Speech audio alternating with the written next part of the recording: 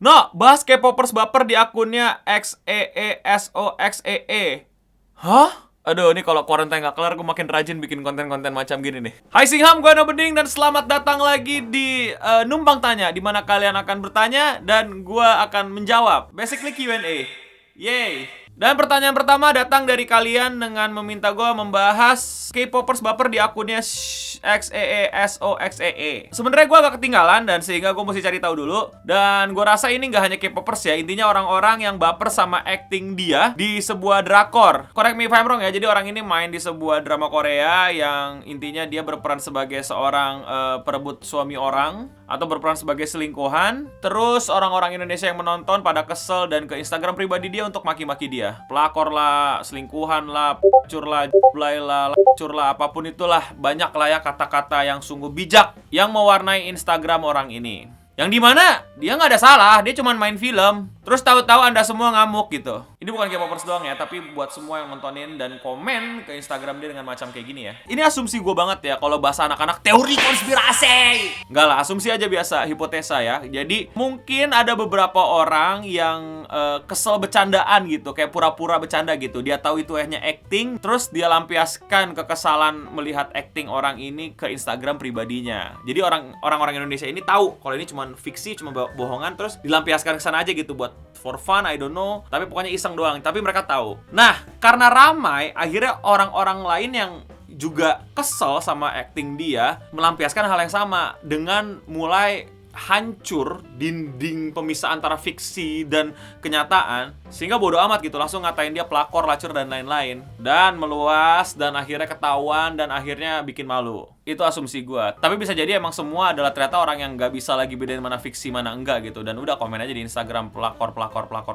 Maka ini membuat gue makin sedih bahwa 2020 kita mengalami banyak kemunduran gitu. Lagi-lagi, ini tugas berat buat pemerintah ya. Karena kenapa? Karena mereka kan semakin sulit menanggulangi hoax. Kok bisa? Ya iya, warganya aja tidak bisa bedain mana acting, mana beneran. Namanya drama Korea, namanya film, bukan film dokumenter. Anda tidak menyaksikan film dokumenternya Bill Gates gitu. Anda tidak sedang menyaksikan Net Geo gitu yang macan makan hewan beneran gitu ya, dicabik-cabik darah-darahan gitu ya, terus digigit, itu beneran, itu dokumenter gitu ya, direkam. Ini kan drama, Bu. Ada skripnya, ada direkturnya, disuruh cut itu orang. Dari mesra-mesraan di kasur langsung berhenti, langsung diem lagi.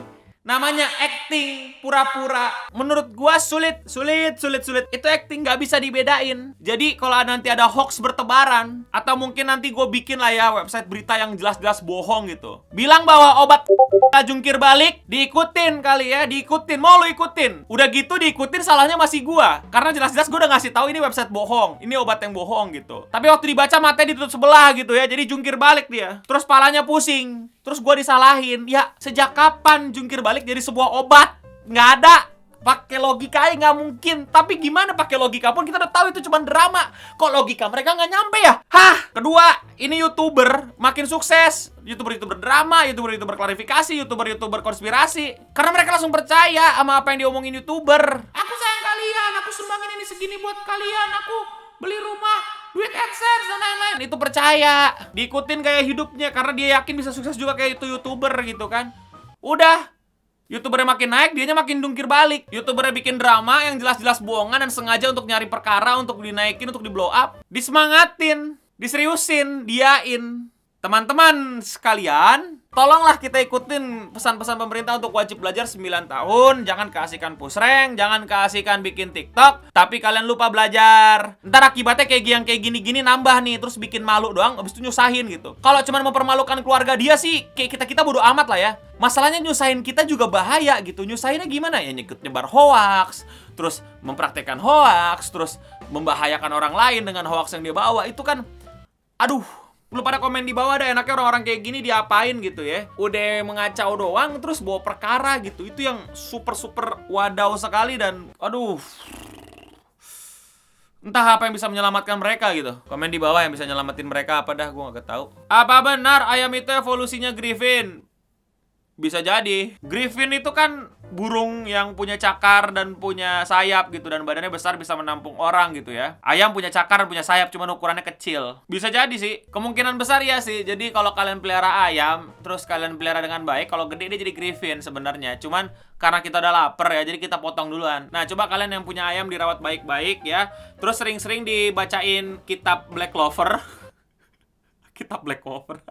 Dibacain semua mantra yang kalian lihat di situ ya tiap malam. Sama lu ciprakin air 3 kali sehari ya. Antara griffinnya tumbuh atau lu makin gila percaya sama gini-ginian. Bang, saya sempat bingung nih milih jurusan. Nah, sekarang saya lagi keinspirasi sama YouTuber tua gagal buat milih jurusan. Emang prospek kedepannya buat filsafat apa?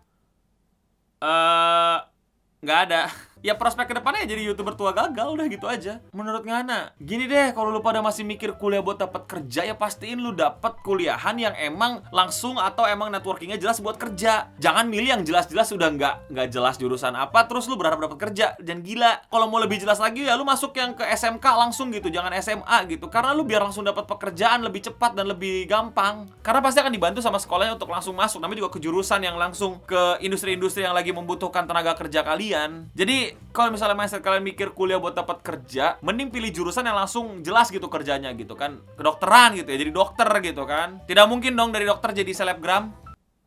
Bentar.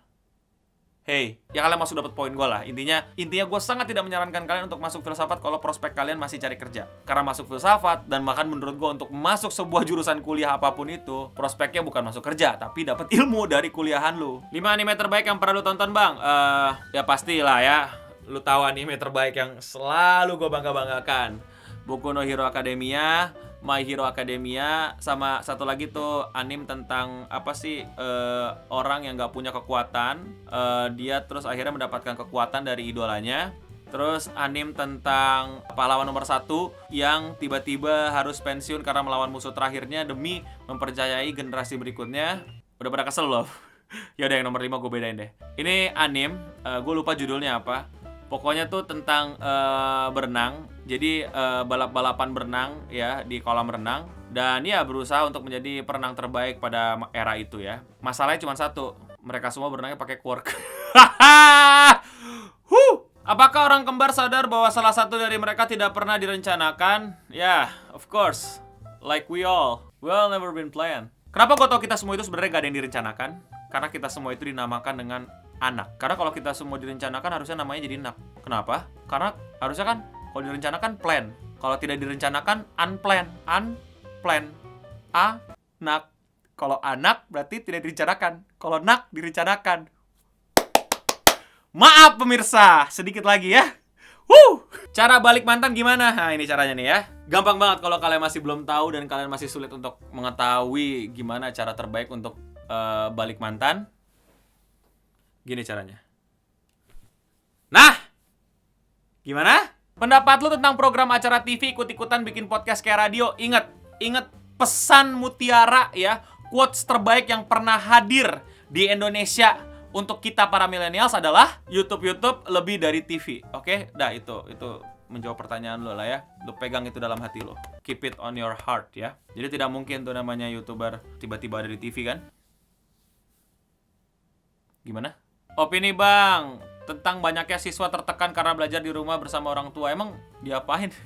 Nggak, tertekan tuh gimana maksudnya? Diapain lu sama orang tua maksudnya? Serius. Kalian diapain aja emang? Curhat lah. Nggak sampai di gimana-gimanain kan? Tertekannya gimana nih? Emang jadi orang tua kalian yang ngajar ya? Emang orang tua kalian mendapatkan pendidikan untuk mengajar kah? Ini gimana sih? Coba kalian komen di bawah maksudnya gimana? Karena gue agak nggak make sense. Next. Lo melihara burung ya, No? Kok ada suara burung? Oh, kalian pasti mendengar suara ini ya? Sayangnya itu bukan burung, melainkan Bang, adik gue mulai suka K-pop tapi mulai annoying minta saran. Itu coba gini caranya ya. Pertama lu cek kartu garansinya. Aduh. Ya enggak lah, gue bercanda lah. Ya lu bisa bujuk adik lu dengan baik. Terus ya perhatiin aja gitu. K-pop kan bisa disukai dan nggak menimbulkan masalah. It's okay to become K-popers. Gua K-popers gitu. Ya asal jangan sampai dia berlebihan dan akhirnya lupa belajar. Terus nggak jaga kesehatan, nontonin videonya BTS gitu ya 24 jam matanya melek gitu. Kalau ngedip ulang lagi dari awal gitu ya sampai tamat gitu ya 3 album. ya mulai tuh dikontrol, mulai tuh dinasehatin, mulai tuh dijagain gitu. Jangan dilepas ya. Kalau masih kayak gitu, coba reset factory. Bagaimana caranya untuk tidak berpikir sedangkan kita sedang memikirkan cara untuk tidak berpikir? Oh, keren. Biar gue kasih tahu yang lebih keren buat lo. Apakah selama ini yang lo pikirkan itu adalah berpikir? Maksudnya itu otak lo bekerja untuk memikirkan sesuatu? Atau sebenarnya lo cuma lagi ngomong sendiri? Selama ini ternyata lo nggak pernah berpikir. Lo cuma ngomong sama diri lo sendiri.